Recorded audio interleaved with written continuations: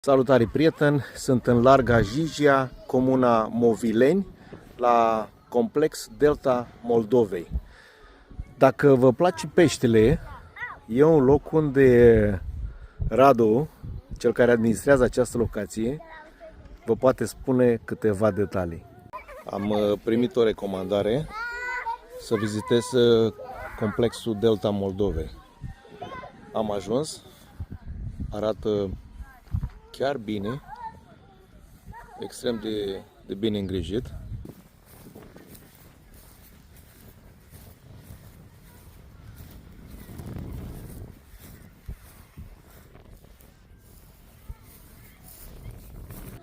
Radu, salut în primul rând. Salut! Mă bucur că te-am cunoscut.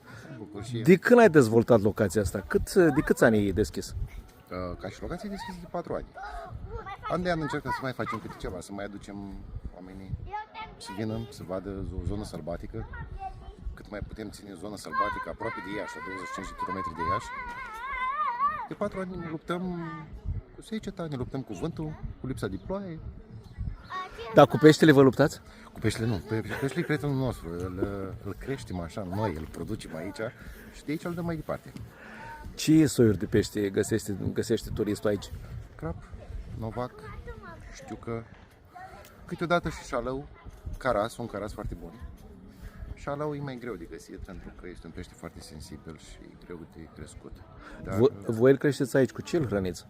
cu grâu și porumb. Cu grâu și porumbul nostru, că avem niște suprafețe de teren pe care nu le mai putem folosi la piscicultură și facem agricultură și ce producem de acolo folosim la hrana peștilor. Și din cauza asta spunem noi că peștele are un gust mai altfel. Acum ce să spun, eu am mâncat un crap aici, gustul chiar mi-a plăcut. Da, trebuia să mănânci un caras Da, bun. promit că mai vin încă o dată și tura viitoare încerc un caras. Cum vezi dezvoltarea locației? Ce planuri mai ai? Eu am văzut că lucrați și la un ponton, Da. mie chiar mi-a plăcut împrejurimile de aici. Da, lucrăm la ponton și lucrăm din greu. Am avut norocul să prindem câteva zile pe gheață și am reușit să punem stâlpi de susținere. Și acum încercăm să punem încet, cu câți oameni mai avem, că din păcate nu avem foarte mulți oameni, să construim pontonul, să mergem până la o insulă și acolo să mai facem un foișor mare și să lumea să vină, să stea în natură, să fie mâncați de țânțari, că de fapt asta vin aici, să fie ca în delta.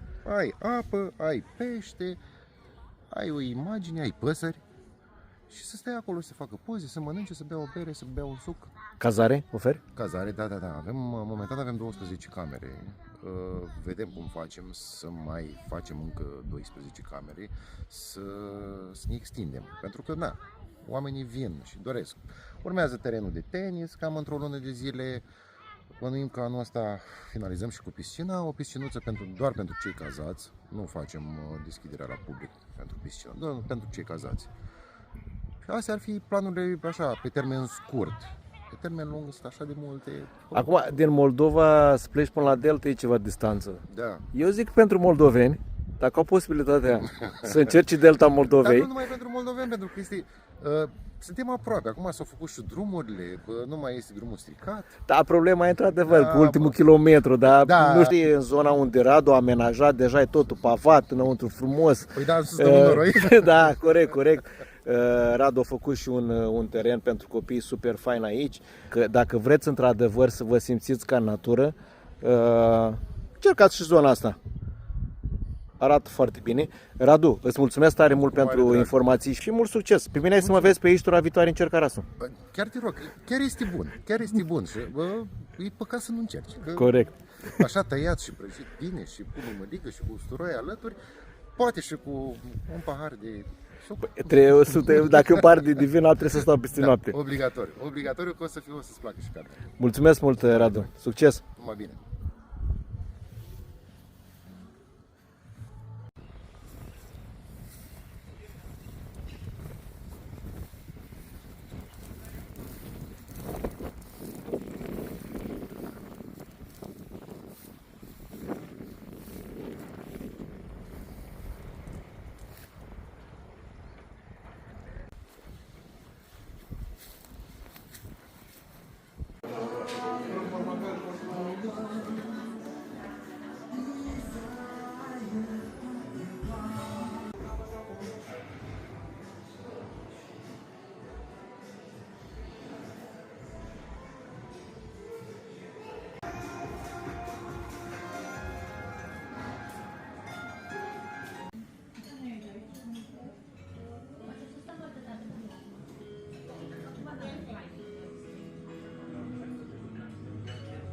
avem haine de schimb. Bună ziua! Ați prins ceva? Păi, crapi, 3-4 carași. Cum trage? Nici n-am stat atent la el, am venit mai mult să mă relaxez. E super de relaxare aici. Foarte mișto.